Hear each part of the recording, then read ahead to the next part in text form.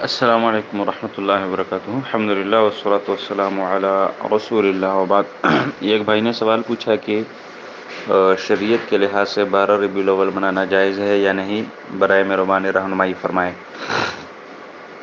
12 ربیع الاول کے حوالے سے یہ سوال بڑا مہم ہے، اور اسپیشلی آج کل کے لیے، چونکہ ربیع الاول کا مہینہ چل رہا ہے اور میرا خیال ہے آج 11 تاریخ ہے، کل 12 ہے۔ تو دراصل اس میں دو تین باتیں ہیں۔ سب بھائیوں سے گزارش ہے کہ یہ کلپ لازماً سنیں اور آخر تک سنیں، اور آگے بھی اس کو ممکن ہو تو شیئر کر سکتے ہیں، ضرور اپنے بھائیوں کے ساتھ، بہنوں کے ساتھ اس کو شریک کریں۔ سب سے پہلی بات یہ ہے کہ یہ جو 12 ربیع الاول ہے، تو اس کے بارے میں بتایا یہ جاتا ہے کہ اللہ کے نبی علیہ الصلاۃ والسلام ربیع الاول کی 12 تاریخ کو پیدا ہوئے تھے، جبکہ سب سے پہلی بات یہ ہے کہ اللہ کے نبی علیہ الصلاۃ والسلام کی پیدائش میں بہت سارا اختلاف ہے۔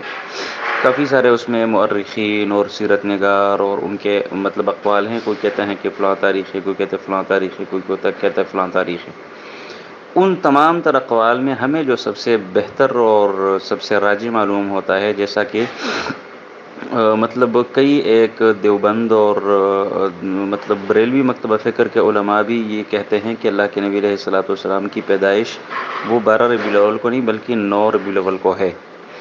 بہرحال یہ تو ایک الگ بات ہے، لیکن یہ بات ضرور ہے کہ اللہ کے نبی علیہ الصلاۃ والسلام کی وفات 12 ربیع الاول کو ہوئی ہے۔ 12 ربیع الاول کے دن یا اس تاریخ کو پیدائش میں اختلاف ضرور ہے، کوئی 9 کہتا ہے، کوئی 12 کہتا ہے، کوئی کچھ کہتا ہے، کوئی کچھ کہتا ہے، جبکہ اللہ کے نبی علیہ الصلاۃ والسلام کے فوت ہونے میں 12 ربیع الاول میں اس کا کوئی اختلاف نہیں ہے۔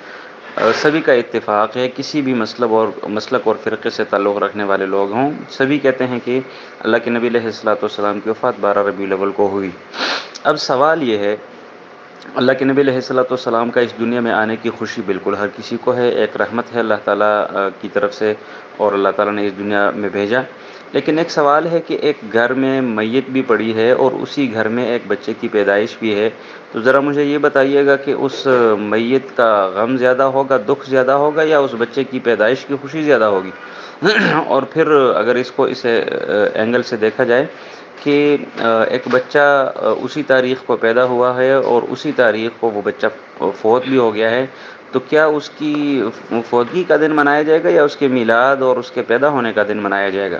تو سب سے پہلے یہ ایک کامن سینس کی بات ہے، ظاہری بات ہے، ہر بندہ کہے گا کہ یہ مطلب ہے کہ اس کے موت اور فوت ہونے کا دکھ زیادہ ہوگا بنسبت اس کے پیدائش کی خوشی کے۔ دوسری بات یہ ہے اس حوالے سے، 12 ربیع الاول کے حوالے سے، آج سے مطلب اسی کے ساتھ ریلیٹڈ، آج سے کچھ سال پیچھے چلے جائیں، 20-30 سال پہلے، اگر کسی کے پاس کوئی کیلنڈر وغیرہ ہے تو وہ ذرا ضرور دیکھیں، اس 12 ربیع الاول کو 12 کہا جاتا ہوتا تھا۔ 12 دراصل 12 وفات سے ہے۔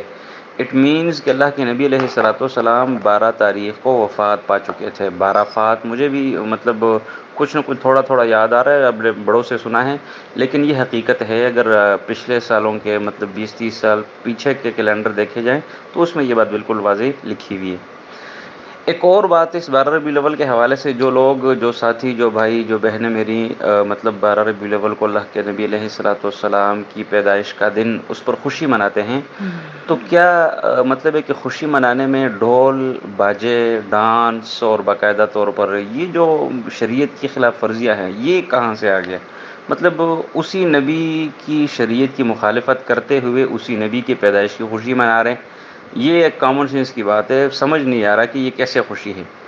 تیسری بات یہ ہے، ذرا ان بھائیوں بہنوں سے یہ پوچھنا چاہیے کہ یہ جو میلاد کی خوشی منانی ہے اس دن، تو کیا یہ مطلب نیکی کا کام ہے یا گناہ کا کام ہے؟ ظاہری بات ہے، سبھی کہیں گے کہ یہ نیکی کا کام ہے، گناہ کا کام تھوڑی ہے۔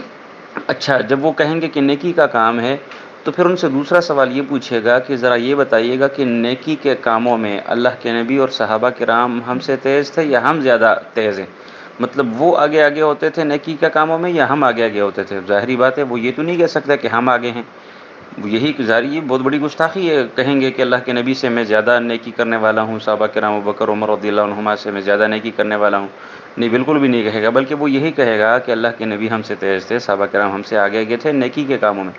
تیسرا سوال ان سے یہ پوچھے گا کہ جب یہ پتہ چل گیا بقول آپ کے کہ یہ نیکی کا کام ہے، اور آپ کے بقول کہ صحابہ کرام اور اللہ کے نبی نیکی کے کاموں میں ہم سے آگے آگے تھے، تو ذرا مجھے یہ بتائیے گا کہ یہ جو نیکی کا کام ہے اللہ کے نبی نے کیوں نہیں کیا؟ صحابہ کرام میں سے ابوبکر نے کیوں نہیں کیا، عمر نے کیوں نہیں کیا، عثمان نے کیوں نہیں کیا، علی نے کیوں نہیں کیا رضی اللہ عنہم اجمعین؟ یہ تمام تر صحابہ کرام ہمارے دین کے ستون اور پلر ہیں، انہی کی وساطت سے ہم تک یہ دین پہنچا ہوا ہے۔ لہٰذا مطلب ہے کہ اگر یہ نیکی کا کام اتنا بڑا تھا تو پھر انہوں نے نہیں کیا، کیوں نہیں کیا؟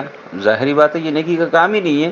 اللہ کے نبی علیہ الصلوۃ والسلام اگر واقعتاً یہ دین ہوتا اور یہ واقعتاً ایک مطلب دین کا حصہ ہوتا اور یہ ایک نیکی کا کام ہوتا تو اللہ کے نبی کبھی بھی نہ چھوڑتے۔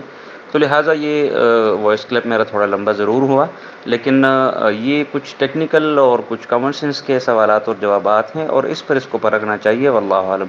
السلام علیکم ورحمۃ اللہ وبرکاتہ۔